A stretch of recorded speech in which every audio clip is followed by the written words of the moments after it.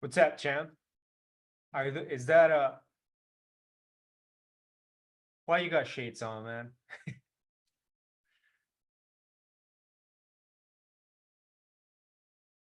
What's shaking, bacon? Was shaking bacon. Sorry Uh, about that, man. I was on my way back from a real estate meetup. Real Sorry, I'm running a little behind. That's fine. Let me send the last message here because we got two people in here. But most people, I know that most people need a push for them to come. So the objections handling is happening right right now. Uh, Join it.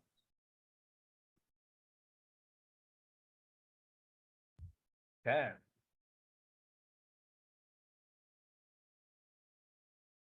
All right, so we got a few people in here. We're gonna get more after this push.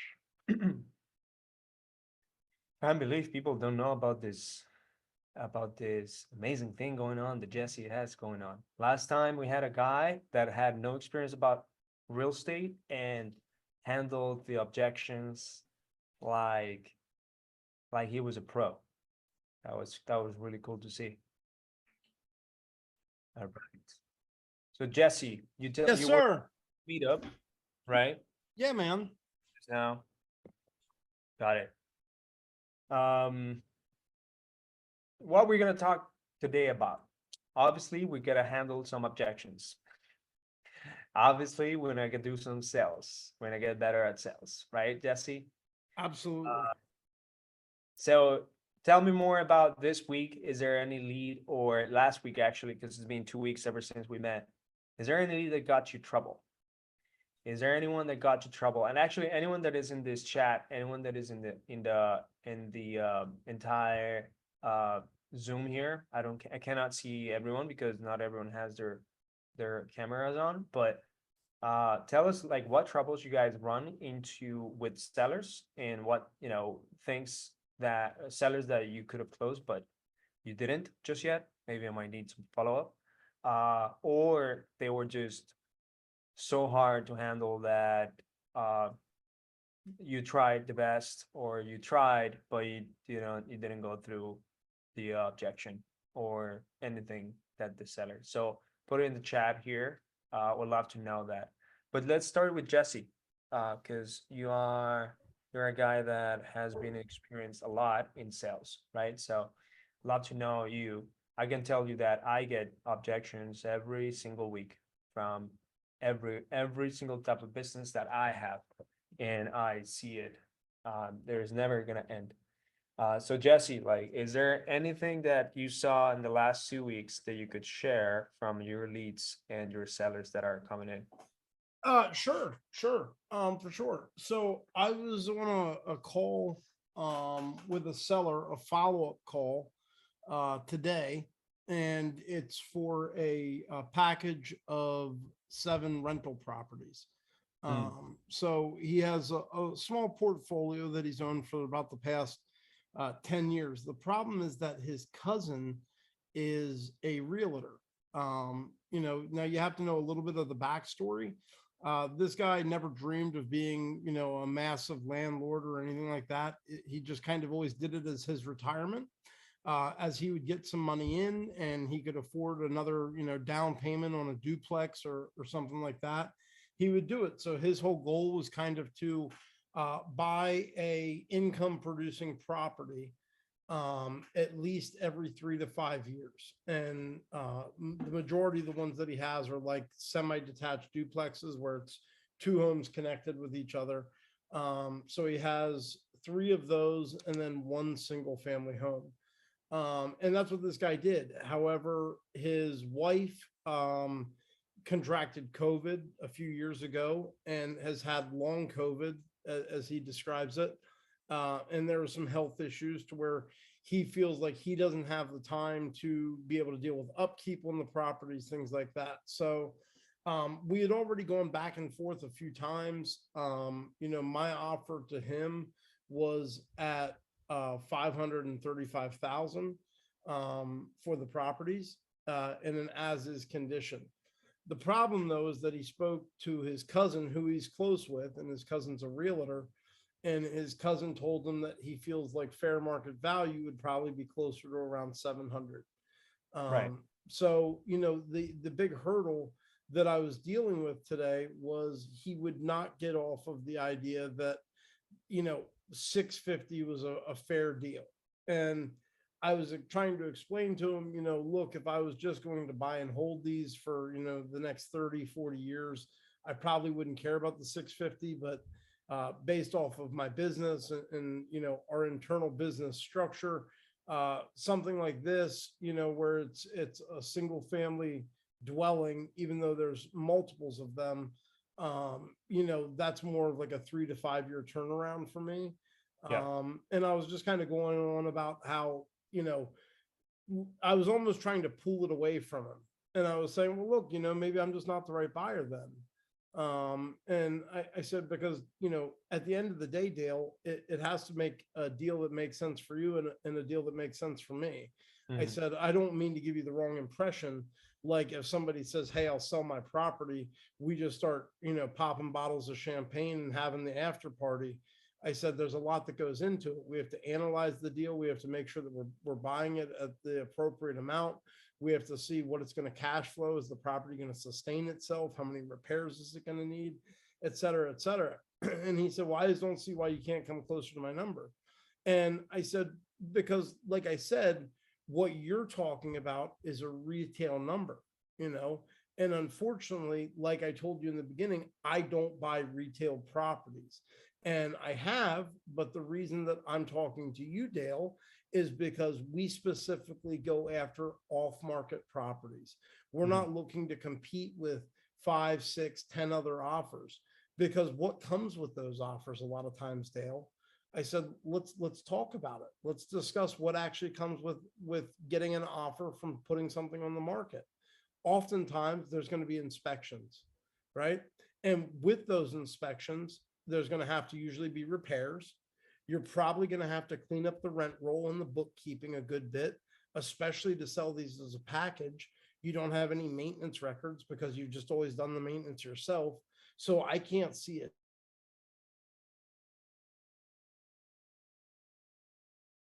Whoa. Jesse, I think he got frozen. That's crazy. I think Jesse is somewhere in the Colombian jungles. That's why he couldn't get internet. But it's also funny. Hold on, I'm gonna screenshot this because this is a funny post that he actually get. I'm gonna put it as my contact card. Let's see what's going on with him. Jesse froze.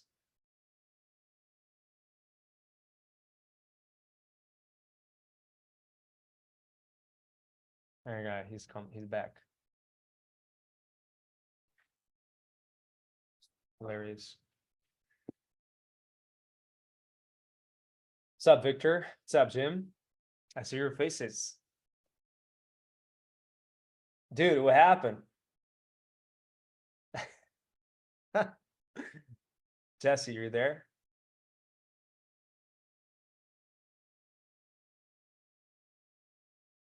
Anyways, so I guess he's definitely having jungle Wi-Fi situation going on right now. Okay.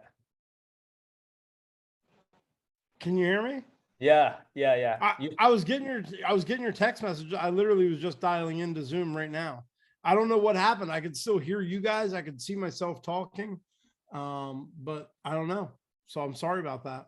But dude, like the way that you froze is hilarious. Literally, like you froze in the worst pose. You're like, I'm sure.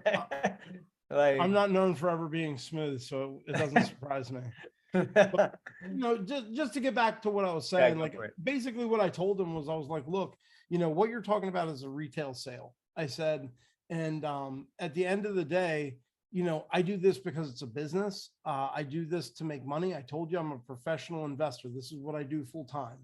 I said, but in order for me to go into the business's coffers and pull out over $500,000 worth of working capital that we could be deploying on lots of other projects, it has to be a deal that really makes sense. I said, and with that, you know, if we talked about what really goes into an on-market listing, there's going to be repairs, there's going to be inspections. I said, there's going to be appraisals. You don't have any type of maintenance records. You don't have a T12 that you can show me or a Schedule C on the properties. So I have no idea what the actual cash flow is going to be, because there might be a ton of deferred maintenance that I'm just not seeing right now. I said, so by all means, if that's the route that you want to go, I would encourage you to do so. But unless I didn't understand something correctly when we were talking on the phone the other day, when you said you don't have the time, I think the money, and I think you said the patience that would go into actually getting the portfolio performing where you need it to be. I said, so I think it's going to come down to one of two things. Again, I might not be your buyer, but I would love to do the deal with you.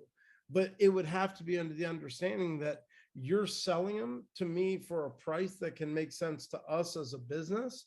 And it also can make sense to you and your goals and your objectives. If we can both be happy, I want to do the deal with you. But if we can't, we can't. And that was after a lot of back and forth with he and I. And that's where we kind of had to leave the call, to be honest with you. I was kind of pissed off because I really thought that I was going to get him to bend towards my arc a little bit. And at least come down 50K on price, but he wasn't really willing to budge on it. And he left it at, you know, I'm going to think about it overnight. He's a religious guy. So I try to be respectful of that type of thing when somebody says that they have to pray about it. That's the one objection that I don't usually try and battle against too hard, because I don't want to say something that somebody could be offended by. But yeah, so it definitely kind of had my feathers a little ruffled, to be honest with you. Yeah, get it. No, I've actually had like to pray about it. And actually I told them, okay, let's pray right now. And you know, they'll be like, yeah, it's not necessarily what I really need to do is this and this. And I'm like, okay, no problem. That's interesting. So you think that this seller ultimately got intoxicated, poisoned by the agent, and he just got misinformed, and maybe you're gonna have to follow up with that person, or He didn't get misinformed. At 700, he's leaving money on the table. 100%. You know, so with me being, you know, over $150,000 cheaper, you know, I'm definitely trying to steal the properties. But there's reasons for that as well. You know, I'm going off the described condition of what he's saying is going on. I'm having to evaluate.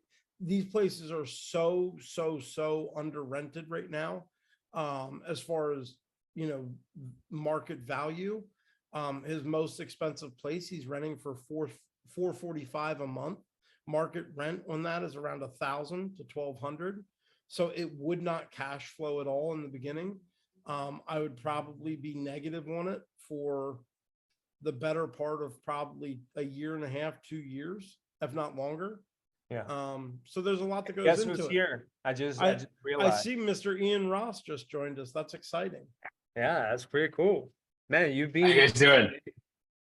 He's the guy that I talk about 24/7, 365 to anybody that asks me, how do I get into real estate? I said, you don't want to talk to me about that, but here's who you need to go watch some videos of. Yeah, he's been running a really successful podcast. For anyone that doesn't know, guys, Ian has an actual like sales podcast that you guys should follow. The podcast is called Close More Sales. No, Close More Sales. Is that correct? Yeah. That's correct. It's actually in YouTube, guys. So he produces high quality video in the Steve Tranks studio headquarters at Disruptors, and he gives so many good freaking nuggets on sales. Like it's a weekly thing right now. Is that right? That's correct. Yeah. So Ian was one of the first, let's say, like, co-founders of the Objection Challenge, and the first few Objection challenges Ian had with Jesse, they were just going at it, and Ian has a style, and um, while Jesse has another style. So I want to show you guys. When I talk about the podcast, I talk about this one right here. So you guys should absolutely follow it, because it's not, to be honest, in my opinion, it's not just a podcast. It's like free master classes. It's like free master classes that you literally just give away for free, right? And here, let me show you guys everyone that is in this thing here. So Money Green right here, close more sales. And I know that he's been putting YouTube videos on this, and literally like talks about specific things on sales. You know, the pain drives decision, talking about pain points, talking about how to effectively do a storytelling, uh, do ninja doctor stuff, how not to sound like a salesperson, and actually he's had a few podcasts before that, but it's really really cool what he's done in his community at the Sales Disruptors. So I think we can have another person battle Jesse today if you're down for it, Ian. You're gonna have me battle Jess? Sure. Okay. I didn't even know. I realized I haven't been on for ages. My Actually, calendar's got if, crazy, if so I I could didn't ask, even know. can I ask you in a question? Of course. Yeah. All right, awesome. So I would love to hear how you would kind of try and handle that, to be honest with you. So you missed kind of the front part of it, but I've been working this portfolio deal. Mhm. It's not a huge portfolio type thing, anything like that. It's just a number of semi-detached and one single family home. Um, I have been in communication with this guy for the last year and a half. Um, when I first talked to him, there was zero interest in selling at all. And his wife had had some health issues from the COVID pandemic. But as we've talked the last probably 6 months, he's been edging more and more towards, I'm retired from the paper mill now. These places, they need a lot of work that I can't really take, the time to put into things like that. So we've been going back and forth on price. Originally, I was not sure how aware of the market he was. And the places ARV on them, to use like the same lingo everybody uses. If they were all done, it would probably be around $1 million, between 900 to 1 million. My original offer to him months ago was around 465,000. But they're all rented. They're just super under market rent. They're averaging rent of around 440 a unit. They should be around 1,000 to 1,100 a unit, and that would be in rough condition. If they were in like nice, freshly rehab, probably closer to like 13, 1,400 per place, if not maybe even a little bit higher. Long story short, so his cousin is a realtor, and his cousin told him that he thinks in their current condition, 700 would be a fair number. In reality, it probably is a fair number. I am just trying to obviously buy them for as cheap as I possibly can. Sure. Because even at $500,000, I'm not going to be covering the nut for at least, I would have to, I'm probably going to have to get everybody out at some point. Start with, raising rents, whoever wants to move out right away, turn that unit completely. But I'm looking at probably 200 to 230K in reno cost on something like that. And if I if everybody stays, because they are all long-term tenants and they do all know that they're way under market rent right now, it's not like I can come in and on day one hit them with a $500 or $600 a month rent increase. Sure. Our area is capped out at 30% of their current rent in a year. So that means that in reality, I would have to probably do 30%, 30%. I could do one this year and then one, 6 months, 7 months from now, beginning in next year. But it still is going to be a deal that I would be upside down on until I can get the leases high enough that I can go back to a bank and actually burst strategy it, right? And pull my money back out of it. So I'm trying to stay as low as I possibly can. But now he has his cousin who he's close with, who he's friends with, and who is a known realtor. It's not like it's a guy that sells one house every year and calls himself a realtor. He's an older guy. He's a little bit more dated, but at one point in time, he was one of the big wig realtors. So he does know his stuff.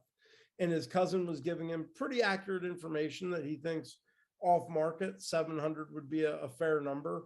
The guy knows that I'm willing to come up some. I would just love to hear how you would handle something like that with a seller.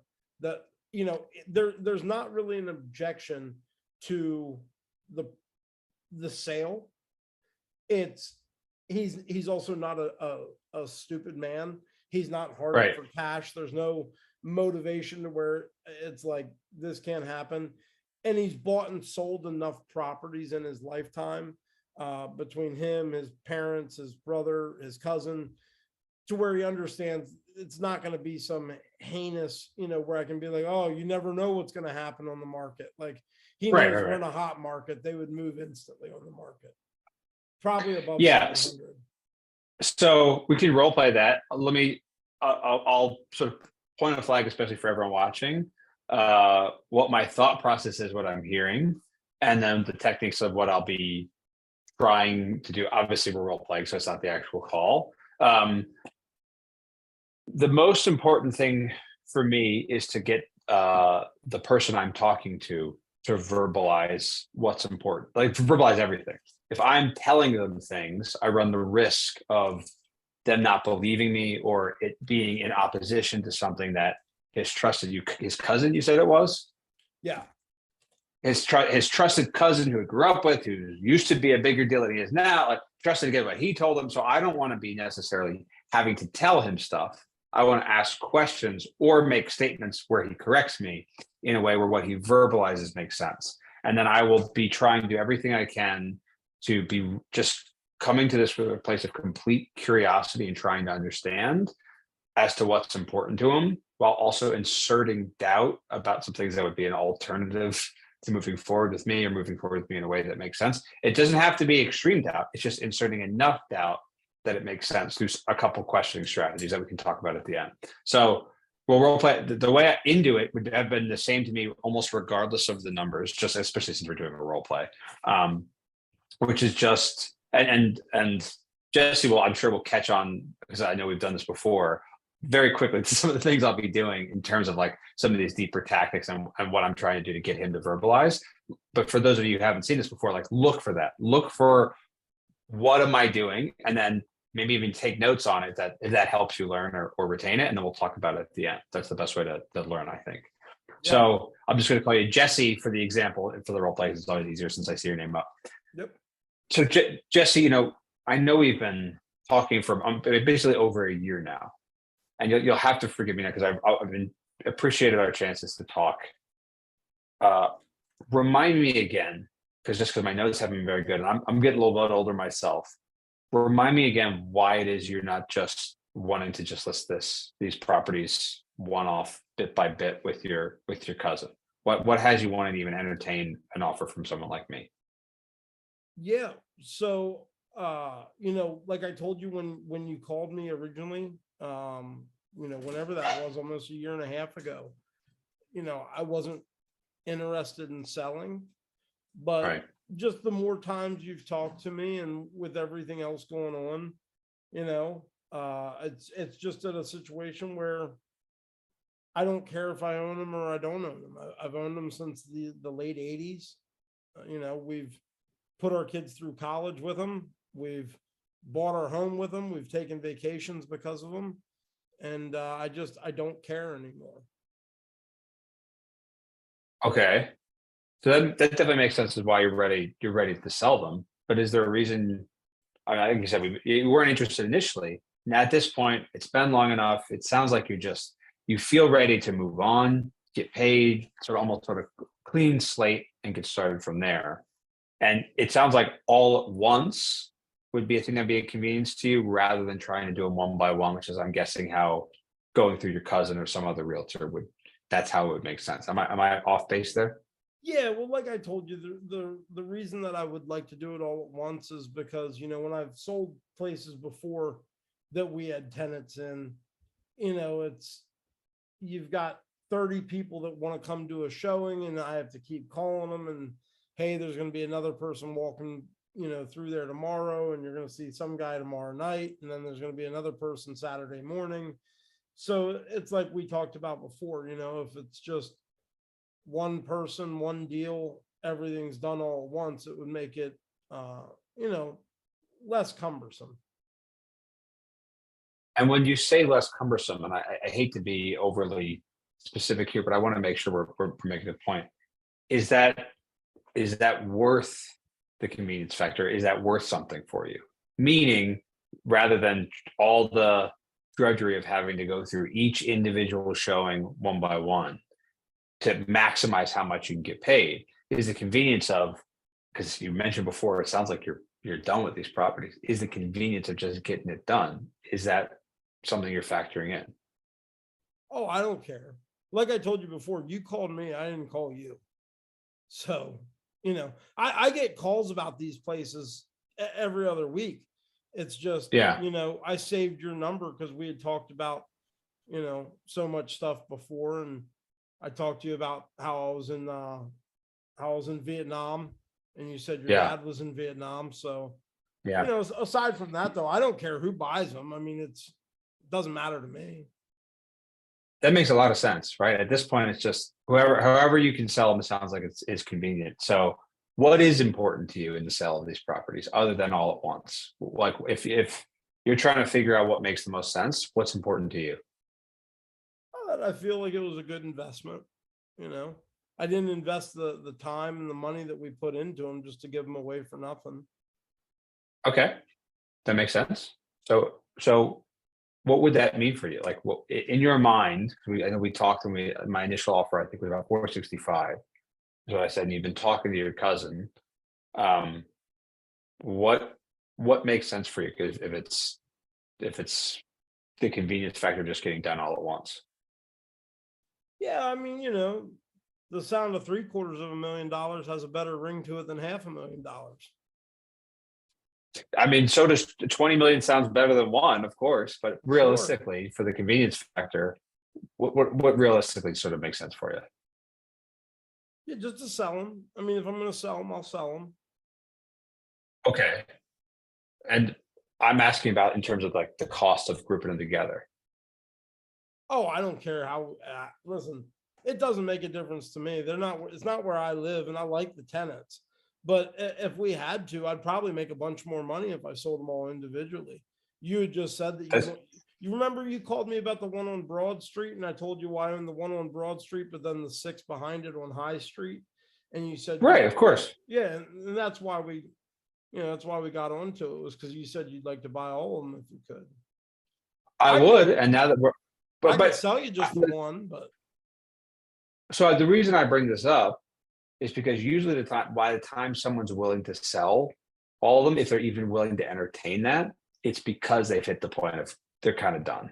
Did you in the past? I don't know if that's the same sensation here, but that's usually when someone's even willing to sell off everything at once for the convenience factor of just this gets done. I don't have to schedule 30 different showings, and then just one property becomes an issue, and now I got to deal with this headache as I get older. And this was the whole reason I was trying to get out from under them. And that's often what I've been told. But it sounds like that's not even a thing for you.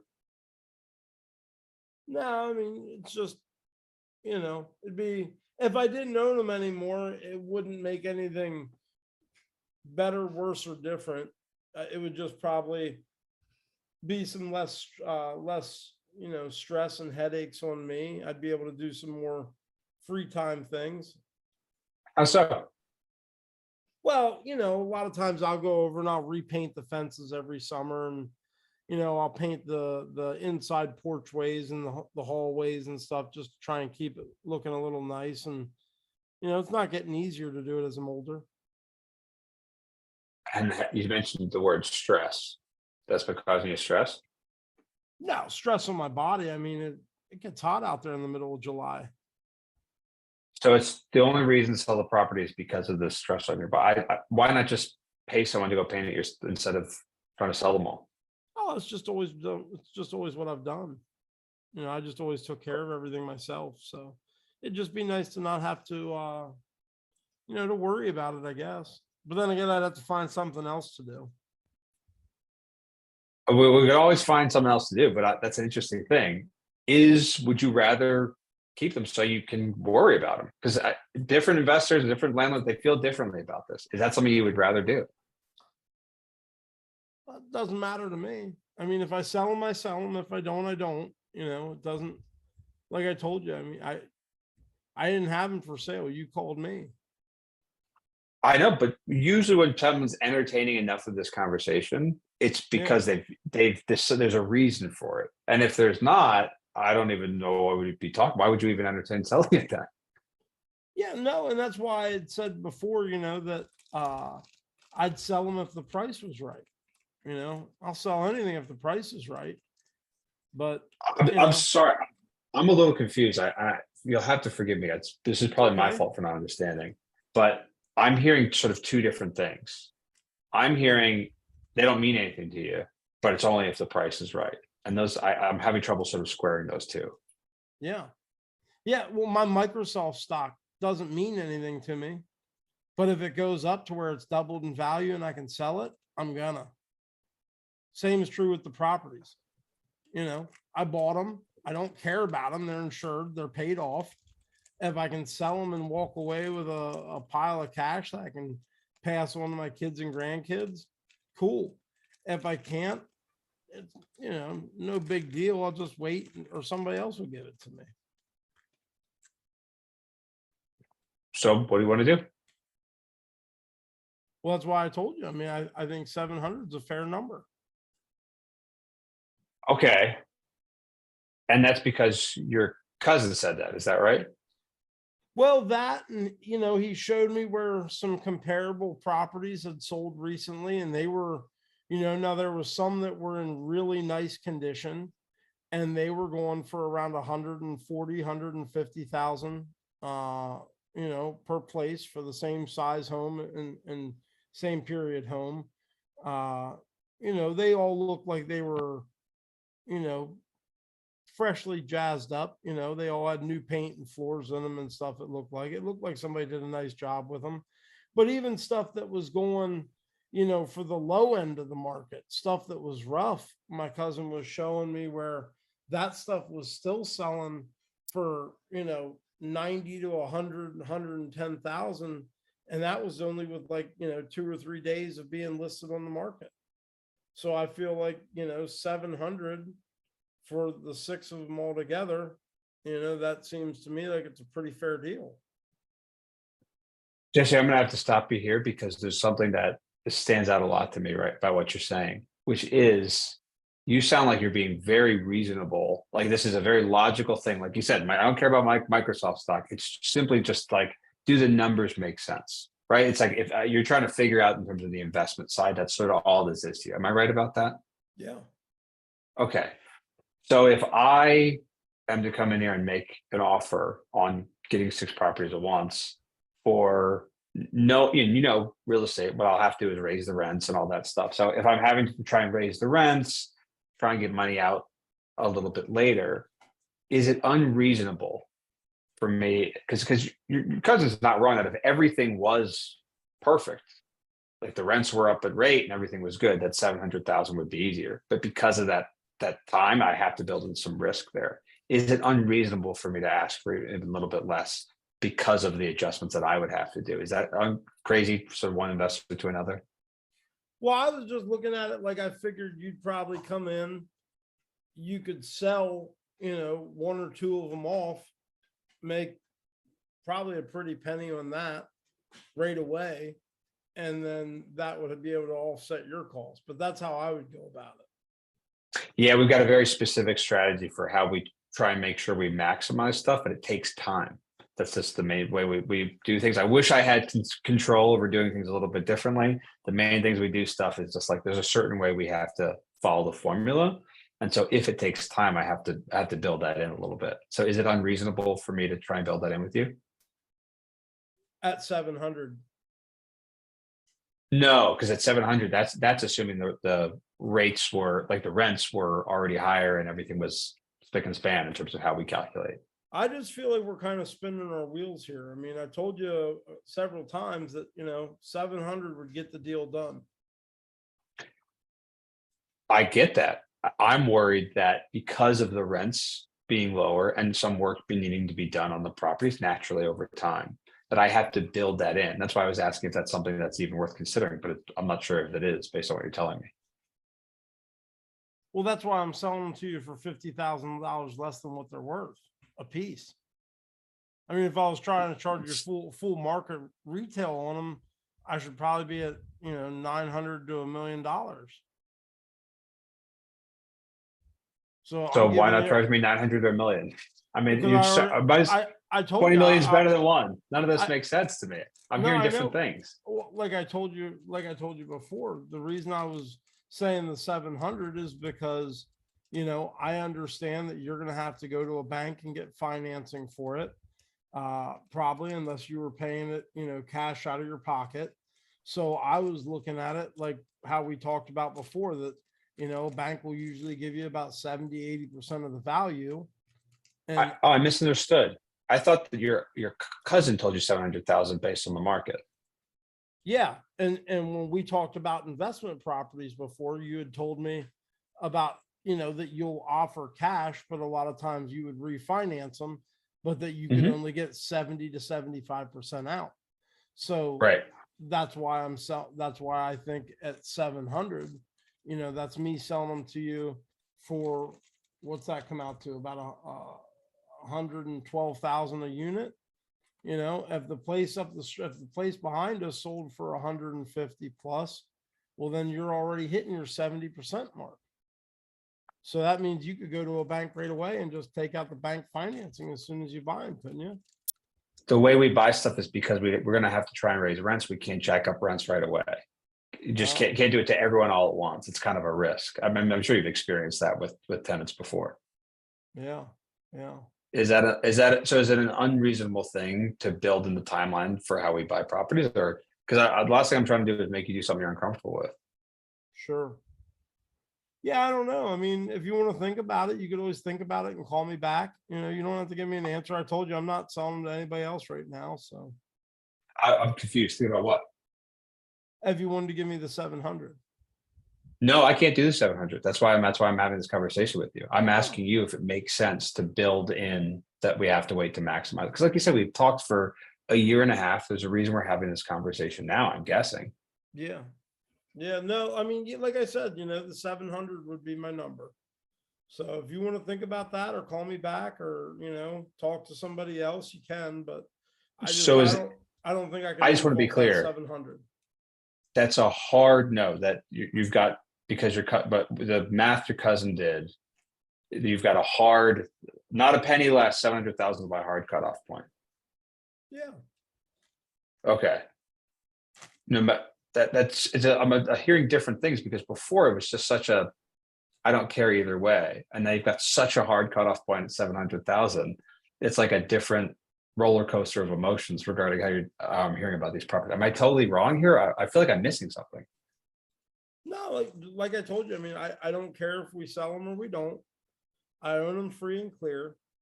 I know all the. You don't care if tenants you that sell have been them, but you Don't care care. that it has to be over 700,000, there. I'm not going to give money away for nothing. but you don't care either way. Don't care. What am I missing? Because if I don't sell them now, and let's say I died 5 years from now, you and I both know properties aren't getting cheaper. So then guess what's going to happen? My wife or the kids are going to sell them 5 years from now and make even that much more money. But the way I'm looking at it is at 700, I can pay my capital gains taxes, pay my tax money that I'm going to have to pay on it, and still walk away with about $500,000. And that's a fair deal for me. When I said the 465,000 before, that was too low. I told you- recall. Is that right? I told you, I'm not gonna repeat it, but it started with an F word and it said no, and we both had a good chuckle about it. Yeah, I figured, right? That was the Yeah. whole point. Yep. So that you've got a hard cutoff at 700,000, no matter no matter my timeline, no matter how reasonable you were about treating it like an investment. It sounds almost like an emotional attachment to the number 700,000. I think it's more of a logical assessment. You know, I feel like to get the properties, I'd like to walk with $500,000. And in order to walk with $500,000, I have to sell it for 700. But where's that, if you don't mind me asking, Jesse, how is that a logical assessment to have to walk with $500,000? Well, an emotional assessment would be if I sat there and I was thinking about, oh, but this is the place I raised my kids and this is what I did this place with and all that type of stuff.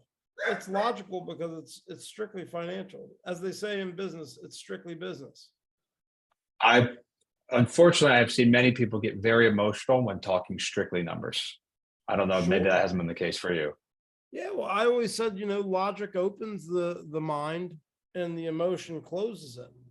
I'm trying to be open-minded to doing a deal this way to begin with, but I'm not going to allow myself to get excited about, a couple $100,000 and make a rash decision where I give, hundreds of thousands of dollars in equity away for nothing.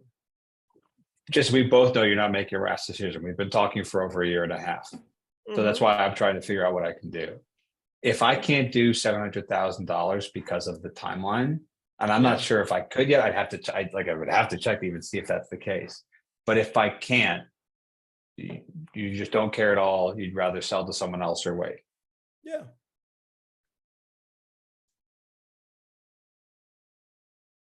The way you said, yeah, there was like a hesitation at the end. Am I off base about that? Yeah. Yeah. No, if you couldn't do the 700, I would definitely list them. Because I mean, between me and my cousin, like I told you, we both bought and sold a lot of real estate. And based off the numbers, I'm pretty confident I'd get some offers quick at 700, probably even more. Okay. If I'm going to have to go, and because the amount for the timeline for how we buy properties to maximize it, it becomes kind of a risk at the 700. If I could get that done, if I can go and get that approved, what would that look like in terms of timeline, in terms of getting started? Because like you said, you don't sort of care either way. Oh, I mean, if you were buying them, what do you need? You mean like a couple months, or are you talking next week? What do you want to do? My thing is trying to figure out what makes the most sense for you. So as long as it's working within your timeline, I can find a way to make it work usually. As long as we could get something wrapped up within the next 60 days, I think that'd be fair. So if we agree on the price of 700,000, I'm gonna double check on that, but assuming we agree on that, there's nothing else in your mind outside of the 60 days that would matter to you. No, I mean, I'd like to know who like I told you, I mean, I've known these tenants for a long time. They've all been long-term. So, how would that work as far as, do you let them know that you're buying the place, or do I have to let them know? So let's stop the role play there, because I don't need to get into the process of how you do that stuff. Right. So I wasn't able to get him to drop his price. That's everything I could. And then once I truly feel like I can't get him to drop his price, assuming the price worked, which he told me it could, my next step is like talking hypothetically, if I can get that done, are there any other hesitations? So that way usually we want to make sure that if I'm going to agree to that, because that was way more than I was prepared to pay, but I'd authorized for. I like to use some type of higher authority. I don't know your exact setup, Jesse, because that always helps me in that aspect of being like, if I have to go ask for that 700, if I do that, I would need some help for you, which is like a guarantee on timeline and stuff like that. So if I can't get you down once we have agreed on a price that theoretically works for me, now I just do every other possible objection that would come up. So price stays in the hypothetical of like, if I can do 700,000, what else would you need to have happen next? Who else is going to have some complaints? Would your wife say you're finally getting rid of that? Or would she go like, bro, you're giving that away? What would her reactions be? And I'm just talking hypothetically about that. So I couldn't get your price down any, but my whole thing is to try and figure out what's important to you, to insert some doubt and ask questions around that. And when someone makes it really clear, like I will not step, because someone could say it's logical, but if someone says I won't accept a penny less than a certain number, in real estate, that's emotion. That's not logic, because a penny's nothing in hundreds of thousands of dollars. So when someone has that type of cutoff and they make that firm a point, they have an emotional attachment to feeling, they feel like they need to make $500,000. I just feel like I need to do that. That's an emotional thing, because value is entirely, you can't, like, if I ask someone, how much does a 6-cylinder car cost in 2075? You could try and do that, but you can't. It's all relative. You would need to know how much other cars cost and how everything's relative. It's not an inherent value. So someone feeling like I need $500,000 is not based on logic. It's based on emotion that they're tying to numbers. And so if they've given me that they're firm on this point and the number works for me, we're done on price. I did everything I could to try and lower it, because all I care about is what's important to them. I don't like to talk about what's important to me. It never has as much success for me as talking about what's important to them. If they reveal no pain, no issue, nothing I can lean on, and who if I tried to appeal to his sensibility as an investor to be like, hey, like you're being logical as well. If I do it this way, would you give me any leeway there? Since we've been talking for a year and a half, and he's just like, no, it's this. I'm attached to this number, and that number works. I don't say, okay, done. I say, boy, that's more than I was prepared to. But if I could, what happens next? Price is done. Here, 700 technically works. I tried to get it lower, I wasn't able to. But if the price works for me, now I just want to make sure we build urgency, because now I had to work to agree to that price. So then we talk about everything else. But wasn't able to get priced down on Jesse there. He just wouldn't budge. It was literally the same. I literally almost had word for word, like I was giving you word for word the answers that I was getting this morning when I was talking to this guy. Like he's just not willing to budge a nickel, dime, or penny off the 700. And like he's got an emotional attachment to it. He's got some emotional attachment to, probably my guess is the profit. He feels like that feels like a victory is my guess. Yeah. Which when they make that clear, if the number works, okay.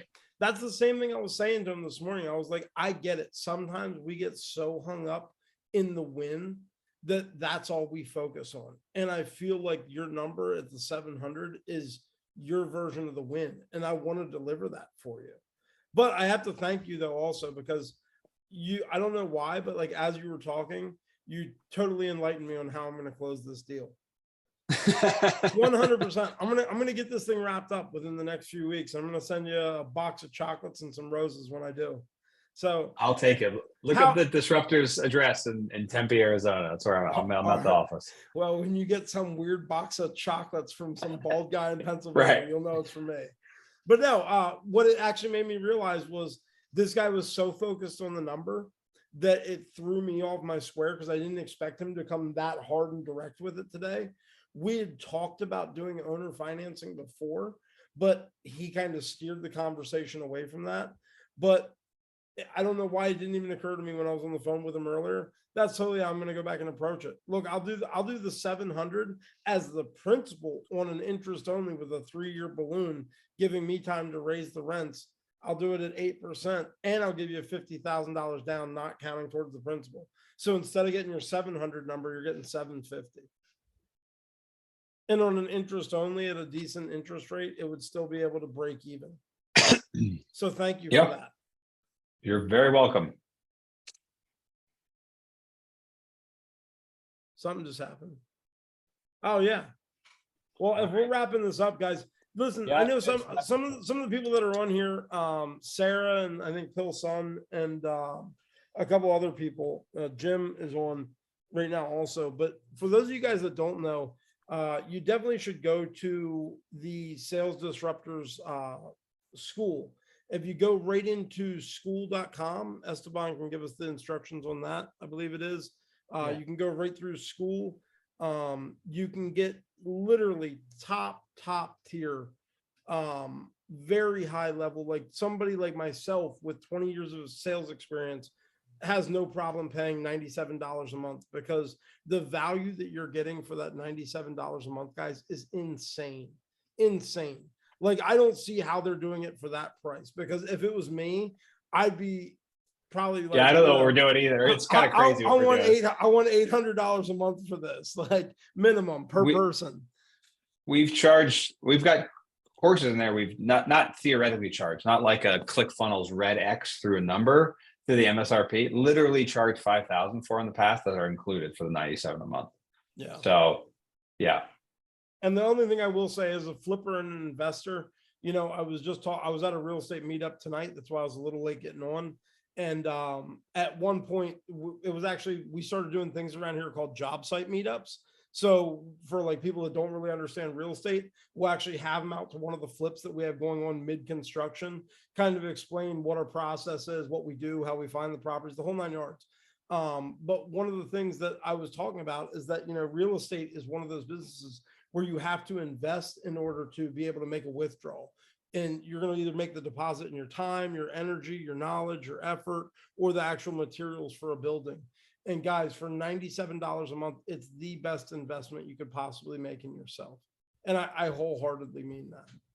You're Yes, foolish. I to not appreciate take that. it up. I'll take it. So one of my favorite things is like the principles of what I was trying to do is I think that the principles of like usually sales in general is people have a problem they're trying to solve, right?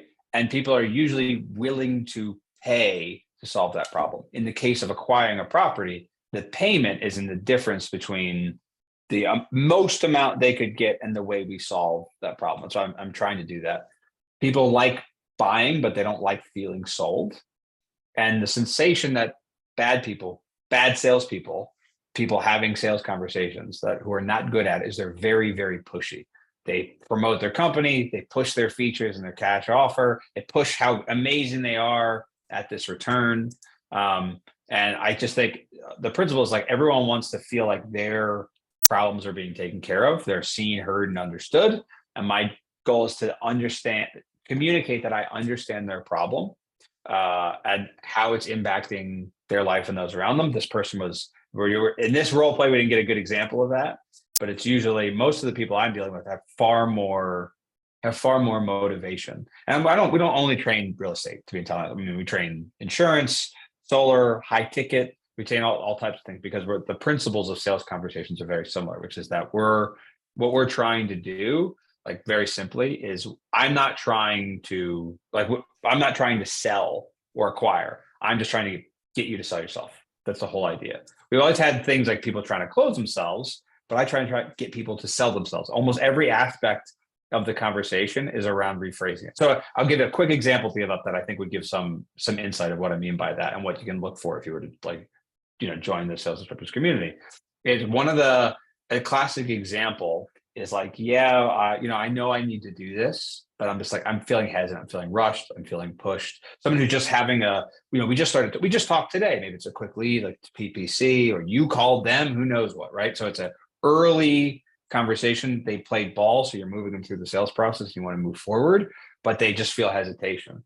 Rather than trying to tell them, no, that's a totally normal, like most sales trainers will train you to be like, that's a normal feeling. Don't worry about that. But like, we still should get this done, don't you think? Our approach is like, I totally get where you're coming from with that. Like we just started talking today. It probably feels like it's getting rushed.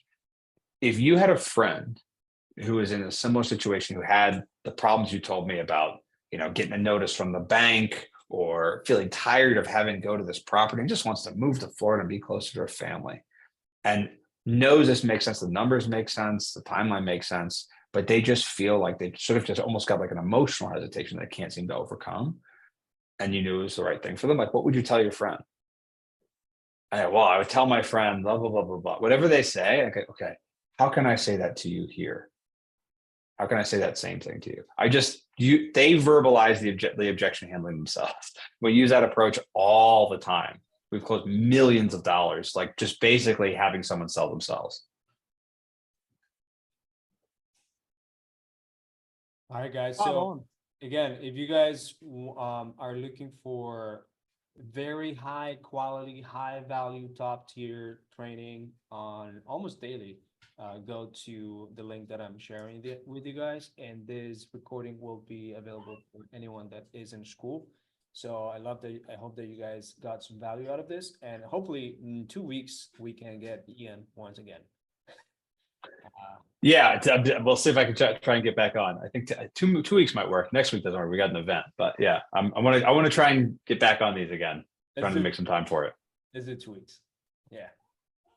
All right. Maybe you can do also a masterclass. I don't know if you have something prepared for objections. Maybe you can do that too. I've got 1,000 things prepared for objections. That's about, you know? That's good. So I'll bring in all the troops and I'll tell everyone that there is a masterclass and that happened. Cool. We'll talk. All right. All right. Thank you everyone that joined today. And you guys are the leaders in the space because it's 8:28 p.m. Eastern and 5:28 on Pacific. So you guys are crushing it. All right. So Looking forward to those chocolates, Jesse. And it's 8 in the morning in the Philippines, so it's time to make sure people are starting to work. So, yes. all right, see you guys. Bye-bye. Yes, I will get those out to you as soon as I get the deal wrapped up, Ian. Sounds good.